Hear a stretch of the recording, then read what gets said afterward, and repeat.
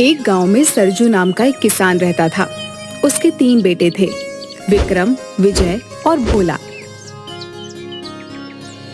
विक्रम और विजय काफी समझदार थे। वहीं भोला को सब भोंदू बुलाते थे, क्योंकि वह बहुत सीधा था और मूर्ख भी था।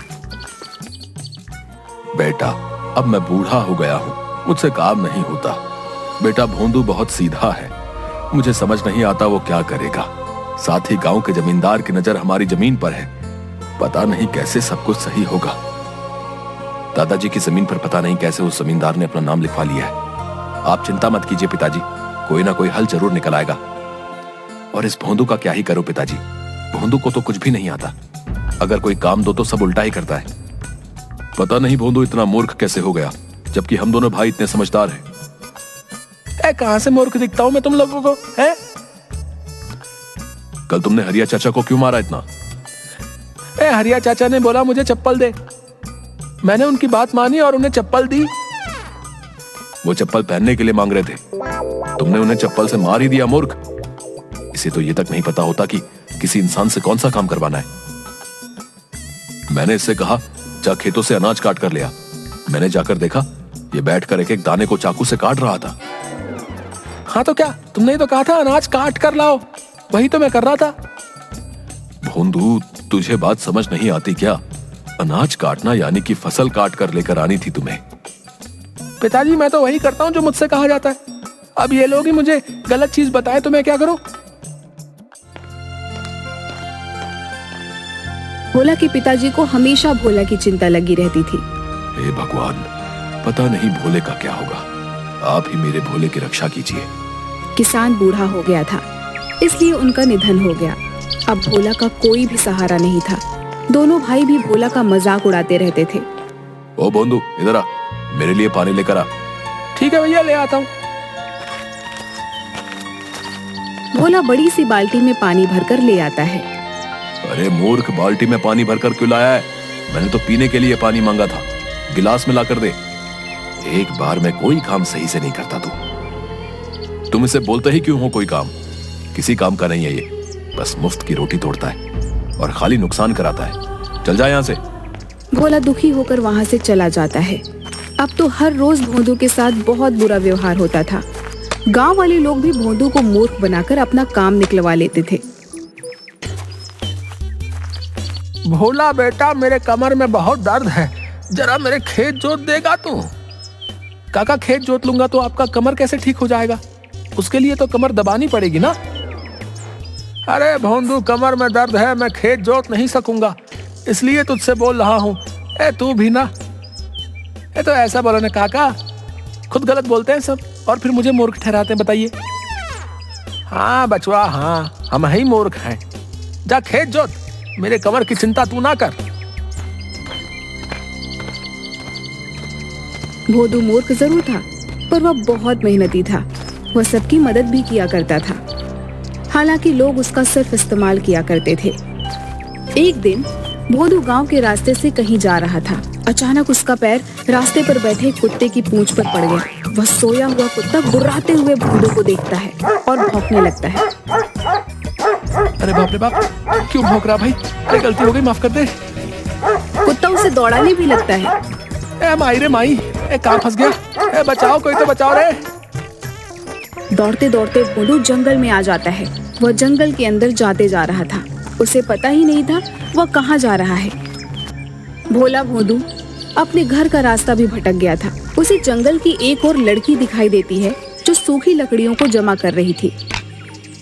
ये कौन सी जगह है? ये तो जंगल है, आप यहाँ कैसे आ गए? यहाँ तो कोई आदमी नहीं आता जाता। मैं रास्ता भटक गया हूँ, मुझे नहीं पता मेरा घर कहाँ है। उसके बाद भोंदू ने सारी बात उस लड़की को बता दी। भोंदू की बातें सुनकर उस लड़की को पता चल गया कि भोला बहुत भोला है, जो अपने घर का पता भूल गया है। मेरा नाम रमा है। चलो कोई बात नहीं, जब तक तुम्हें तुम्हारे घर का पता नहीं मिल जाता तब तक तुम मेरे साथ मेरे घर चलो। मैं लकड़ियों को बेचकर अपना गुजारा चलाती हूँ, जो मिलेगा मिल बांट कर खा लेंगे, ठीक है? भोंदू खुश होकर उस रमा के साथ चला जाता है। लकड़ी बेचकर जो मिलता है वह लड़की खुशी खुशी मिल बांट कर खा लेती है। लेकिन भोदू का भोलापन अभी भी जारी था। वह अपनी हरकतों से सबको हंसाता रहता था। वहीं दूसरी ओर पता नहीं कहाँ चला गया वो भोंदू, मूर्ख कहीं का। एक तो खुद जमींदार ने हमारी जमीन ले रखी है, ये परेशानी क्या कम थी जो अचानक भोंदू भी गायब हो गया। मैं तो तंग आ गया हूँ। चिंता मत करो, कोई ना कोई रास्ता जरूर निकल आएगा। इधर कुछ दिन बाद भोदू जंगल में लकड़ी का गट्ठर उठा रहा था। लकड़ी का गट्ठर बहुत बड़ा और भारी था, जिसे भोदू ठीक तरह से उठा नहीं पा रहा था। अरे बाबा, ये लकड़ी का गट्ठर तो बहुत भारी है, उठ नहीं रहा। पता नहीं कैसे रमा इसे उठाती है। वहीं पास ही भोदू को एक पेड़ के नीचे एक साधु बाबा नजर आए, जो ध्यान लगाए बैठे थे। भोला भाला भोदू बिना कुछ सोचे समझे उन साधु बाबा को कहता है, ओ भाई, ये गठरी बहुत भारी है, थोड़ी मेरी मदद कर दो ना उठाने में। आप तो वैसे भी सो ही रहे हो। साधु ध्यान में मग्न था और साधु ने कुछ नहीं सुना। अरे अजीब इंसान है, नींद में इतना मग्न है कि किसी की कोई मदद को राजी नहीं है। ए, उठ जा भाई, उठ जा, मेरी मदद कर दे भाई। कौन मूर्ख है जिसने मेरे सालों की तपस्या भंग की? मैं ध्यान कर रहा था। मूर्ख, तूने मेरा ध्यान तोड़ दिया है। तू खुद को समझता क्या है? बहुत बुद्धिमान है तू। इतना घमंड है तुझे अपनी बुद्धि पर, मूर्ख इंसान। लो, अब आप भी मुझे मूर्ख बोल रहे हैं। आपको नहीं पता मैं कितना समझदार हूँ? सब बस मुझे ही मूर्ख बोलते रहते हैं। तू बहुत समझदार है ना? तुझे अपनी बुद्धि पर बहुत घमंड है ना? जा, मैं तुझे श्राप देता हूँ, तेरी बुद्धि पलट जाएगी। तू अभी जैसा है उससे ठीक उल्टा हो जाएगा। तू खुद को जितना समझदार समझता है तो ठीक उसका उल्टा बन जाएगा। अरे महाराज, श्राप भी दे दिया, मेरा गट्ठर तो उठा देते। है अजीब बाबा है यार। यह बोलकर साधु बाबा वहाँ से चले जाते हैं। अचानक भोला ने अपने अंदर एक अजीब सा परिवर्तन महसूस किया, पर उसे समझ नहीं आया कि आखिर हुआ क्या। भोदू घर आता है। वहाँ रमा बैठकर लकड़ियों की कीमत का हिसाब लगा रही थी। आ गया, सारी लकड़ियाँ लेकर आए हैं ना? फिर रमा लकड़ी के पैसे जोड़ने में लग जाती है। 100 रुपए होने चाहिए। रमा, तुम गलत हिसाब लगा रही हो। झोपड़ी के पीछे जो लकड़ियों का बंडल रखा है, तुमने उसे बेचा ही नहीं है। और कल तुमने 2 गट्ठर आधे दामों पर बेचा था, क्योंकि वो गीली थी, इसलिए तुम्हारे पास अभी 50 रुपए ही हैं। हाँ, मैं तो भूल ही गई थी। रमा चौंक जाती है। आपने तो बिल्कुल सही हिसाब लगाया है। अचानक से आप इतने समझदार कैसे हो गए? भोदू ने रमा को साधु महाराज वाली सारी बात बता दी। असल में साधु का श्राप भोंदू के लिए वरदान बन गया था। वो अब समझदार हो गया था। रमा यह सब सुनकर बहुत खुश हुई। आप बुरा न माने तो एक बात कहूँ? अरे इसमें बुरा मानने वाली कौन सी बात है, कहो ना। आप मुझे बहुत अच्छे लगते हो और हमारा एक दूसरे से जान पहचान भी अच्छा हो गया है। क्यों ना हम दोनों शादी कर लें?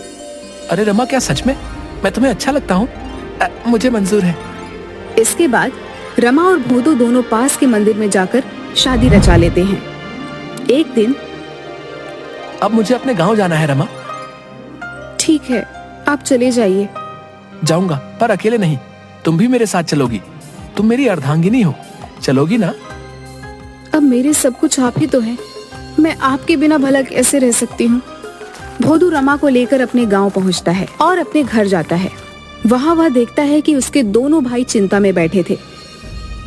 विक्रम भैया, मैं आ गया, प्रणाम। अरे भोंदू, तू कहाँ चला गया था रे? हमने तुझे बहुत ढूंढा, कहाँ था तू? और ये कौन है तुम्हारे साथ? भैया, मैं गलती से जंगल चला गया था, वहाँ रमा ने मुझे सहारा दिया। अच्छा हुआ तू आ गया, पर क्या फायदा? हम तो बहुत बड़ी मुसीबत में फंसे हुए हैं। मुसीबत? कैसी मुसीबत भैया? पिताजी की पूरी जमीन जमींदार ने अपने नाम करवा ली है। अब हमारे पास जमीन का एक टुकड़ा भी नहीं है जहाँ खेती करके हम अपना गुजारा कर सके। पिताजी की जमीन जमींदार ने हथिया ली है। आप चिंता मत कीजिए भैया, मैं वो जमीन छुड़वा लूंगा। तू छुड़वाएगा जमीन? तेरे जैसा मूर्ख ऐसी बातें कर रहा है, सुनकर हंसी आ रही है। आप मेरी बात तो मानो भैया, मैं जमीन जरूर छुड़वा लूंगा। मेरे पास एक योजना है। भोदू अपनी योजना बताता है। भोदू की बात सुनकर दोनों भाई दंग रह गए और सोचने लगे कि भोदू इतना समझदार कैसे हो गया है। उन लोगों को रमा ने साधु के श्राप के बारे में बता दिया, जो श्राप भोला के लिए वरदान बन चुका था। भोंदू, जैसी योजना तुमने बनाई है हम वैसे ही काम करेंगे। मेरे भाई, तू ही हमें इस मुसीबत से बचा सकता है। भाई, आप फिक्र ना करो, अब देखो उस जमींदार को सबक कैसे मिलता है। अगले ही दिन गांव में यह खबर फैलती है कि भोला के पिता के खेत में एक चुड़ैल रात को घूमती है। आसपास के लोगों में डर का माहौल छा गया। ये खबर जमींदार के पास भी पहुंची। ये मैं क्या सुन रहा हूँ? ये चुड़ैल कहाँ से आ गई? हाँ मालिक, आजकल सरजू की जमीन पर हर रात एक चुड़ैल घूमती नजर आती है और जैसे ही सामने जाओ वो गायब हो जाती है। गांव के 2-4 लोग तो बीमार हो गए हैं चुड़ैल को देखकर। क्या बेकार की बातें करते हो तुम लोग? आज मैं जाकर देखता हूँ। उसी रात जमींदार अपनी 4 आदमियों के साथ चुड़ैल देखने के लिए सरजू के खेत में जाता है। ये गांव वाले सब सठिया गए हैं ससुरे। न जाने कौन सी चुड़ैल दिखाई देती है इन्हें। मुझे तो कुछ दिखाई नहीं दे रहा। तभी जमींदार के पीछे सफेद कपड़ों से लिपटी बाल खुले हुए कोई आता दिखाई दिया। जय हनुमान, जय हनुमान। ये चुड़ैल कहाँ से आ गई यहाँ पर? हे भगवान, रक्षा कीजिए, रक्षा कीजिए। मालिक, चुड़ैल तो गायब हो गई है। तभी अचानक चुड़ैल फिर वहाँ आ जाती है और बोलती है, ये जमीन किसकी है? मुझे बहुत पसंद है। अब तो मैं यहीं रहूंगी हमेशा। इस जमीन पर जिसने अपना हक जताया है वो मारा जाएगा। हाँ, तुम्हें मरना है। हे भगवान, आज बचा लो। मुझे कोई जमीन नहीं चाहिए। कभी मुड़कर इस जमीन की तरफ भी नहीं देखूंगा। राम राम राम राम, मरा मरा मरा मरा। सब के सब लोग वहाँ से डरकर भाग जाते हैं। दूसरे ही दिन जमींदार ने वह जमीन विक्रम और विजय को वापस लौटा दी। अरे विक्रम बेटा, मुझसे गलती हो गई। ये जमीन तो सरजू की थी और उसी की रहेगी। हाँ, ये रहे तुम्हारे जमीन के कागज। हाँ, लाओ इधर।